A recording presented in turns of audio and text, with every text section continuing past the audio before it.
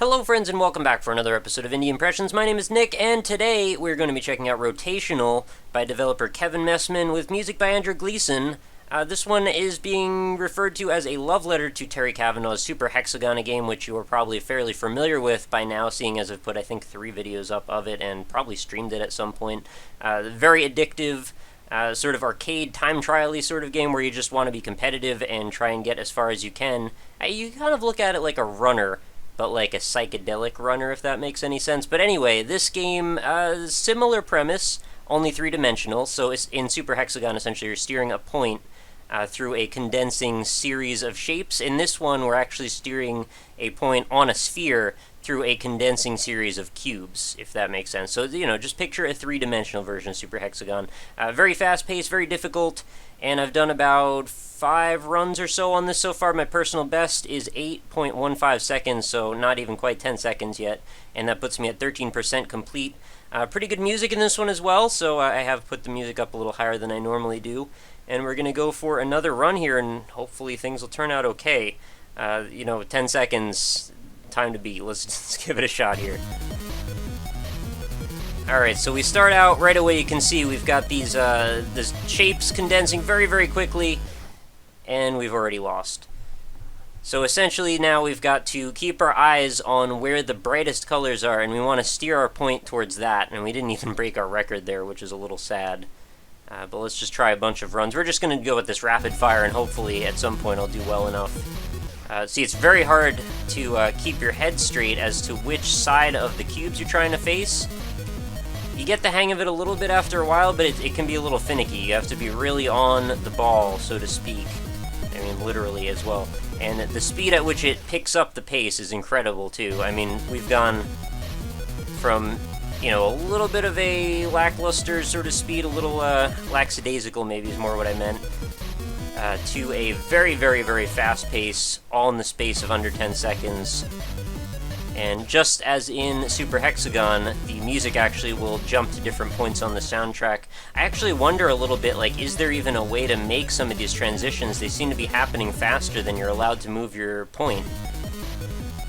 But I am trying here, and if you have watched me play Super Hexagon in the past, I definitely am not terrible at it. I'm no slouch, although I'm not a record holder either, but, I can usually compete with at least an average player, I'd say. And this is definitely giving me a run for my money, and I think a lot of that comes from the confusion that happens as things start to speed up very, very quickly, and you don't really keep pace with the amount that it's speeding up. And right there, I'm not even sure how I'm supposed to get around the sphere fast enough to be able to make that jump. And eventually, all the overlapping colors, they start to get very difficult to keep pace on. So we've got a slight improvement there. We're now 14% complete, 8.69 seconds. We have still not made it to 10. I may not make it to 10 at all in this entire run, but I will try my best. Oh, was that? No, same exact thing. So I made it 1 hurdle further. I should mention this game is completely free, so anybody that feels compelled, feel free to give it a shot. Oh, we had a little bit of better run there. We had 10.09 seconds for 16% complete. I'm pretty happy about that. But yeah, just feel free to go give it a download. If you're the type that's into these types of games, I think this is probably fairly accessible, though like I said, very, very challenging.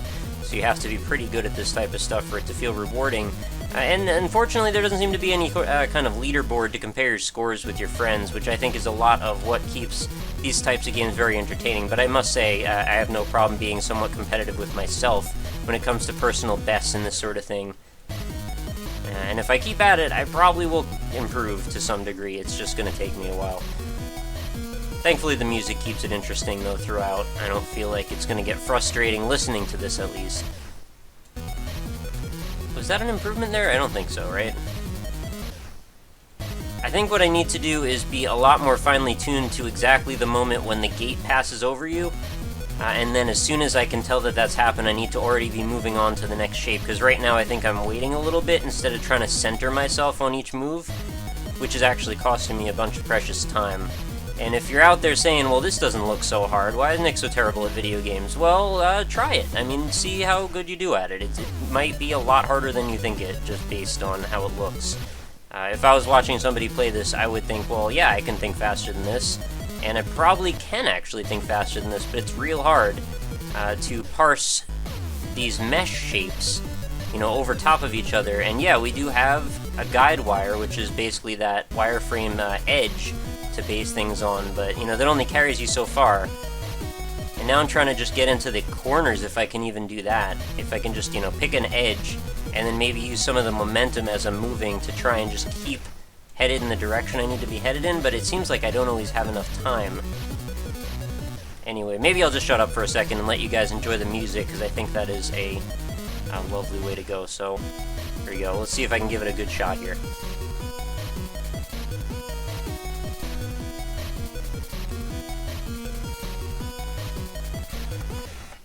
Hey, beat my record by a tiny little itty bit, so I got to 10.67, 17% complete. Let's go for one more.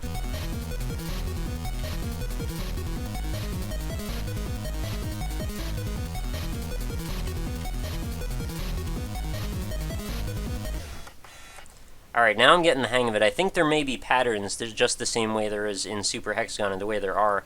Where basically you just need to be able to read a pattern and then know what the move is that you're supposed to be responding with.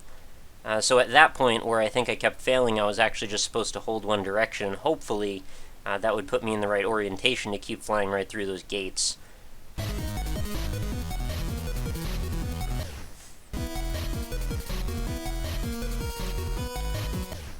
It definitely is addictive, but occasionally you do get a real bad run.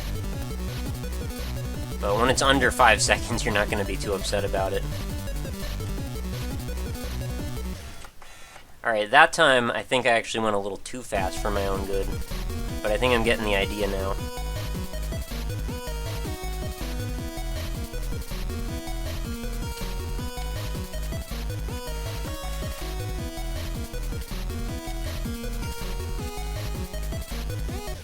Alright, now I think I'm understanding. The scope of everything just opened up quite a bit there, and I actually started to notice that we were actually given more time. So I guess it comes in a little bit like a wave, and you need to just be able to progress past a certain point, and then, you know, you can not relax at all, but you can definitely get a little bit more time to readjust, which definitely is kind of cool. So it's nice to see there's a progression and a structure or hierarchy to how the game plays out.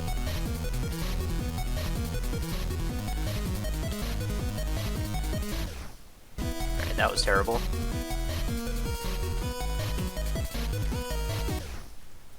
That time I just happened to hit into the edge there.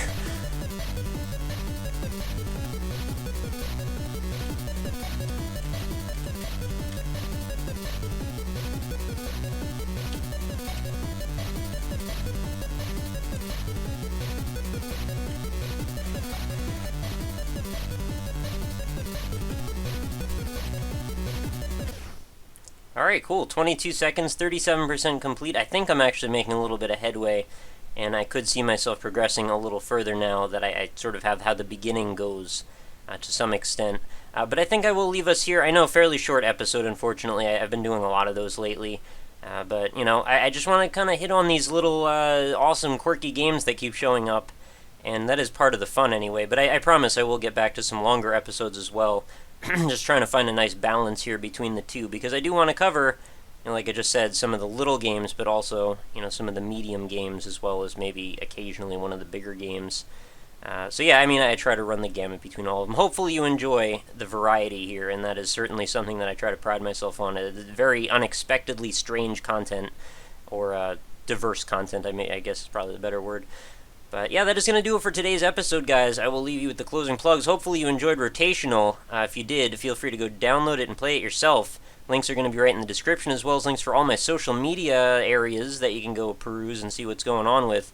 We're up to almost 450 episodes in the series, and if you want to go check out some stuff you might have missed, feel free to visit my website, which is indie-impressions.com, where you can search for all the different games that I've covered in the series, as well as browse them by a variety of different genres and tags and all sorts of things.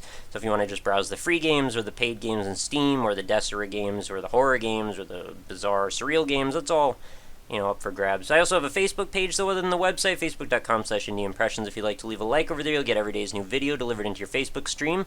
I have a Twitter handle, which is @RockLeeSmile, so if you want to start a quick dialogue with me, that's one way to do it. And I do have a contact form over on indie-impressions.com, so if you're a viewer or an indie dev and you want to get in contact with me about the possibility of showing off your game on the show, quickest way to reach me for that, just send me an email. I pretty much talk to anybody about just about anything, so feel free to contact me if you have a question or a query of some sort.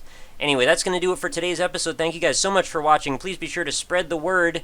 If there's something you found on the channel that's particularly good, tell a friend. That's the best thing I could ask for you guys to do, and I greatly appreciate it. So I hope you'll come back again and join me for a new episode tomorrow, because I do a new episode every single day without fail. And I will see you then. Have a lovely night, guys.